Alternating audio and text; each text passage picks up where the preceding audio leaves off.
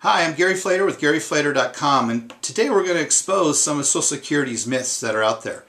A big question that I know is on everybody's mind is Social Security going to be around when I retire? Social Security benefits can represent a very large amount of money as well.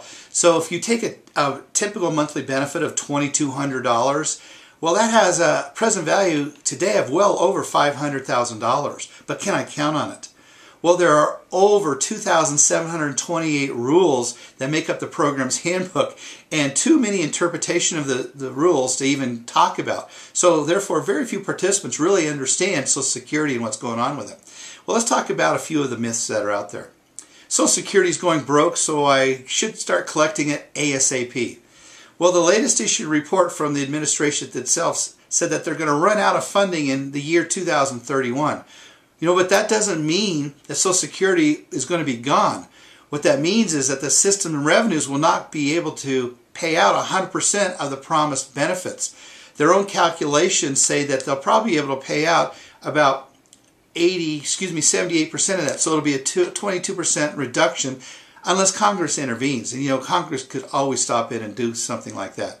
So, taking it at age 62 may be a pro and it may be a con.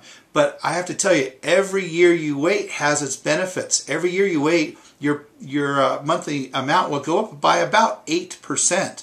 So if you wait till age 70, that's going to give you an additional 30% more income than on an annualized basis than taking it early. So depending on your hereditary, depending on your needs and requirements, do I take it at 62? Do I take it at age 66, which is the normal retirement age for baby boomers? Or can I afford to wait till age 70 and get the maximum amount with that? Number two, the more I make now, the more money I'll have at retirement. Well, Social Security benefits formula is designed to favor the low-income worker as opposed to the high-income worker with that. So low-income workers will get back a higher percentage of what they paid in than the higher-income worker with. That's just the way it is, and many retirees are going to contribute far more than they take out. That's the way it is. Number three, I'll be able to retire comfortably on Social Security alone. Well, should you find yourself relying solely on Social Security at age 65, 66, or whenever you retire on that, you got to keep in mind that the average benefit is going to be about $1,234 a month. And that happens to be less than the federal minimum wage.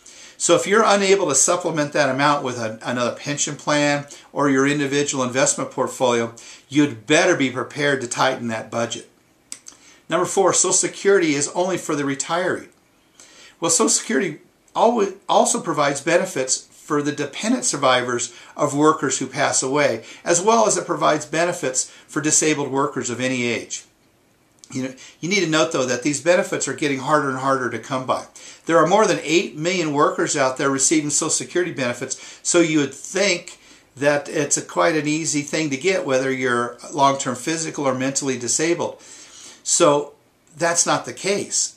Many applications, it's taking over 2 years just to get a yay or nay from the Social Security Administration. So keep that in mind. Number five, once I'm able to collect Social Security, I will be eligible for Medicare. Well, Medicare benefits can't be earned until you're at age 65. Well, theoretically, you could start collecting your Social Security as early as 62. There is an exception to this, though, to this rule, and that is if you're on Social Security disability, after 2 years, you'll automatically be covered by Medicare. So keep that in mind. After 2 years of disability, you're covered for Medicare no matter what your age is. Number six, finally, as a divorcee, I can't collect Social Security benefits from my ex-spouse. Well, if you were married for 10 years or longer, you are eligible to collect benefits on your ex-spouse's wages as long as you don't remarry. Should you remarry, though, those benefits are going to go away unless that marriage also ends in a divorce. So like any government rules and regulations, Social Security is just not a simple piece of legislation. Since Social Security Act became law in 1935, there have been hundreds of changes to the original rules and regulations and amendments, and that's only caused more complexity in the case. So to make the best decision for you, sit down, get your head into it. Am I going to retire at 62? Am I going to retire at 65? Do I wait? Can I afford to wait till age 70? How is that going to affect me? And do the planning before you get out there at age 62 or say, hey, I'm 65, I'm just going to start collecting now. So like anything, it's better to plan early and then be prepared for it when that comes by. So I'm going to end with a quote like I usually did. And this quote is by Mike Todd. And Mike Todd has said, I've never been poor, only broke. Being poor is a frame of mind. Being broke is a temporary situation. So with that, I'm Gary Flater, GaryFlater.com. Take care.